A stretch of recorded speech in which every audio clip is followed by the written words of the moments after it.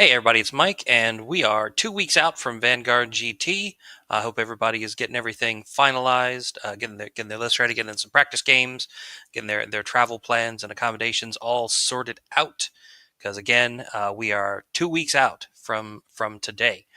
The event is still currently full, which is great. If anyone, we're coming down to the wire.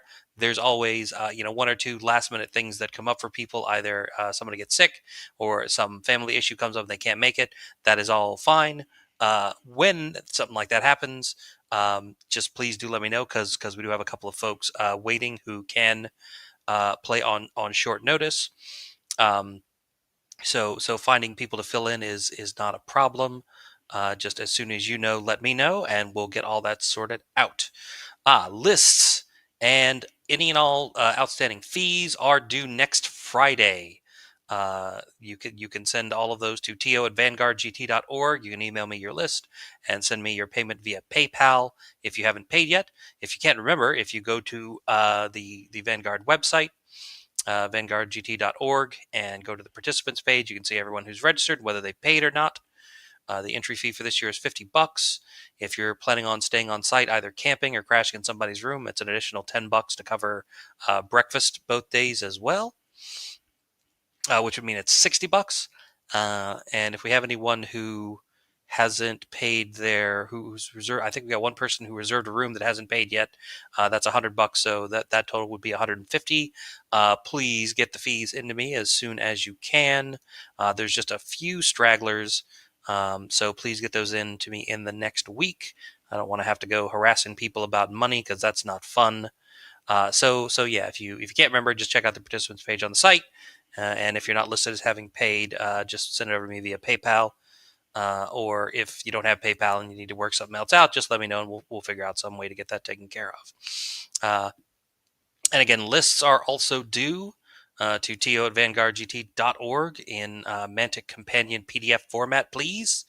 By next Friday, or no later than Saturday, by midnight next Friday, please. The quicker we get those in, the quicker we can turn around and release them to everyone so everyone can see all the lists, and the quicker we can schedule the matchup cast for in the week leading up to the event. That's sort of that's sort of the standard, boilerplate reminders of next action items that are coming up. So now we have some actual updated different info for folks. So first, I would like to talk a little bit about the food and beverage survey that we sent around. First, thanks so much for everybody who has responded. We've gotten a good amount of responses, so we feel like we have a good amount of signal in terms of what stuff the bulk of people are going to want. So when we're doing our purchasing, we'll make sure to cover those, and we have some idea what the interest level is in some of the maybe less popular items, so we can make some intelligent decisions there about what we should buy and have on hand.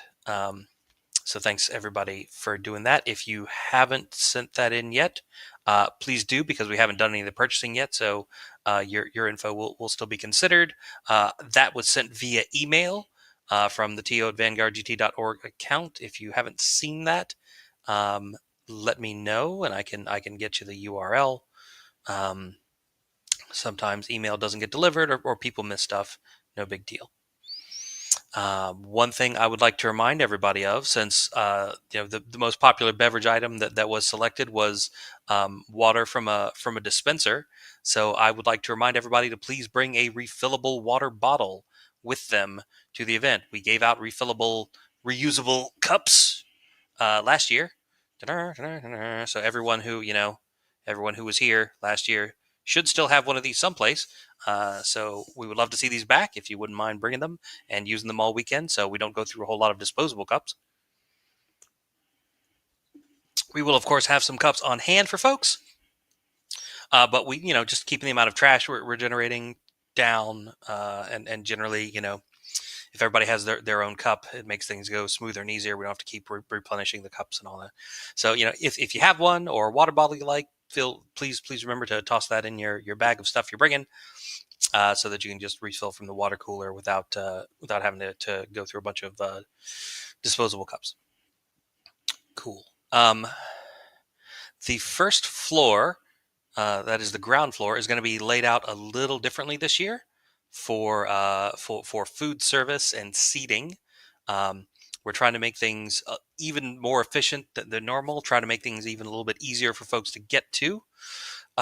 So we've kind of slid everything a little closer to the stairway that goes down to the gaming area for those folks who've been here before. Um, and so what that means is, and of course, when I do the walkthrough video next week, everybody will see what I'm talking about. But the things that I want to tell everybody about right now is that this year we would like to encourage people to use the actual front door to the house instead of the side door that folks usually come in and out of. Um, just with the way we're doing all the food now is we're having it delivered over the course of the weekend rather than try to buy everything up front, since we have like food catered and stuff like that. So like we'll order drinks and snacks and food as we run out of them and need them. So like delivery is going to come and go.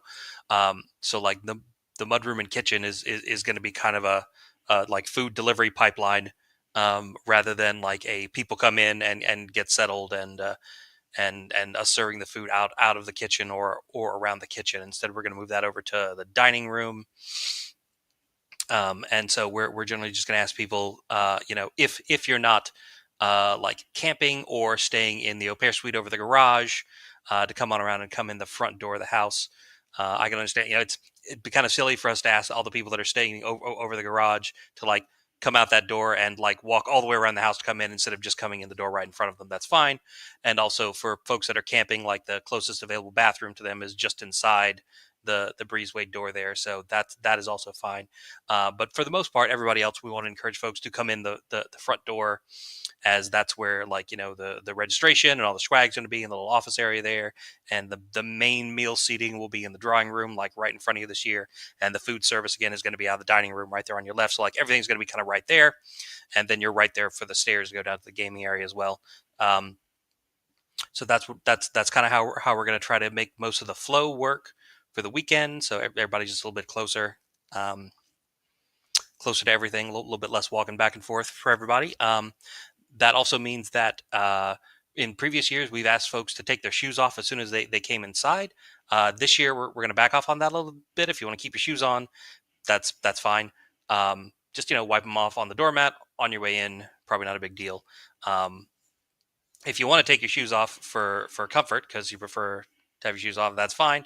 But we're not gonna encourage people or ask people to take their shoes off. So again, you'll see all this when I do the walkthrough video next week. I just wanted to kind of give people some heads up about that as we get near the event, as you're thinking about like what you're going to bring or how you're going to pack. Might matter. Also, I'm going to encourage people once again to set up some carpooling, because parking is the thing we run out of first, and I like people not having to walk unnecessarily far to get to the event, just to get in the door.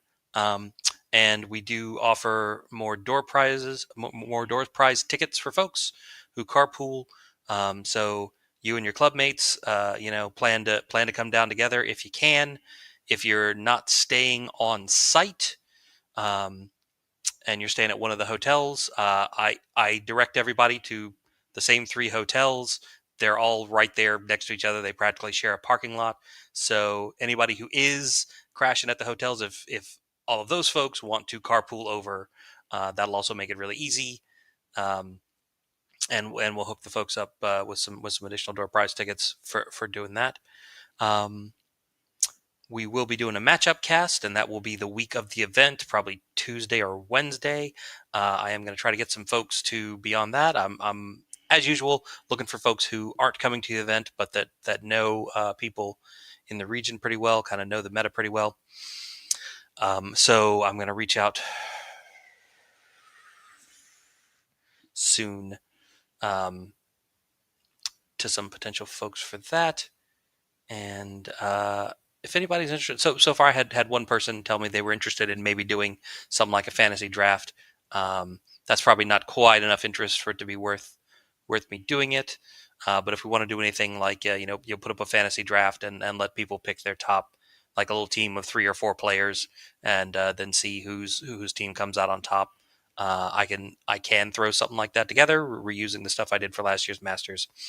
Um, if people think that would be fun, whether they're coming to the event or not, because that's the thing. People not coming to the event can still do to cheer along, and have a little feel like they have a little bit of skin in the game and how the games go. We are going to be live streaming the event. Table 1 will be live streamed. We're going to live stream them to Dash 28, the actual Dash 28 YouTube channel, all weekend. I'm going to post in my usual group about signups to see if we have any remote commentators that want to join in for any of those games.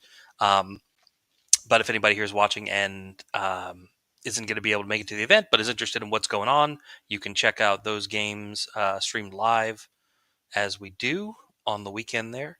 And that'll be a fun way for folks to also, be involved a little bit, even if they can't make it.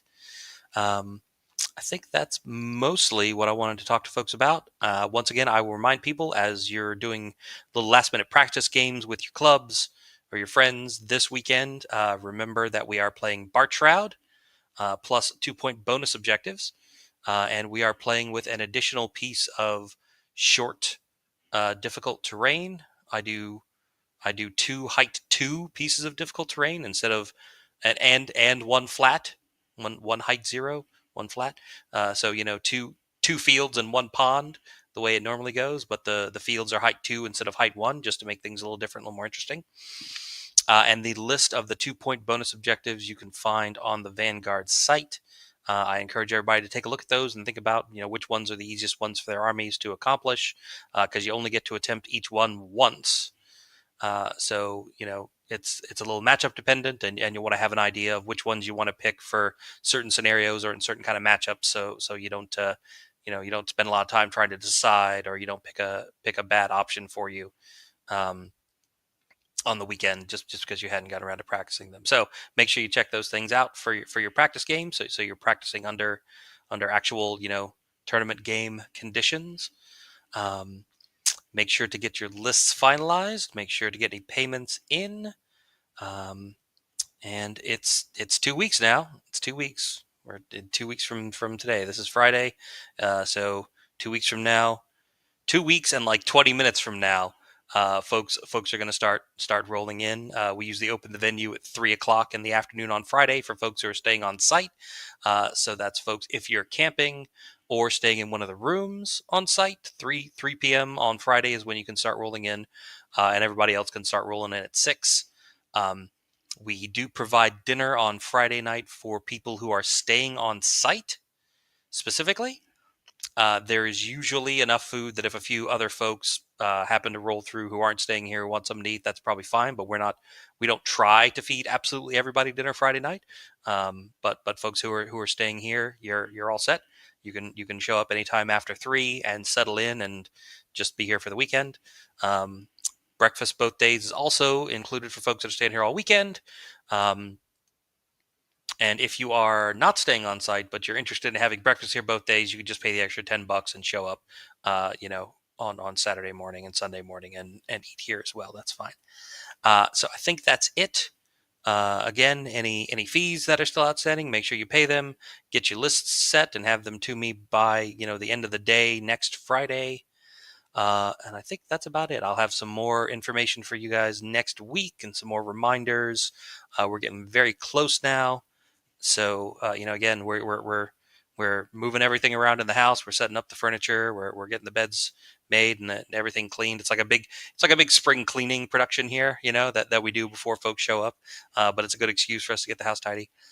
So we're hard at work at that and getting everything else set. So everybody, get your armies done, get your list done, get some practice games in, and we will see you in 2 weeks. So take care. And we will see you then.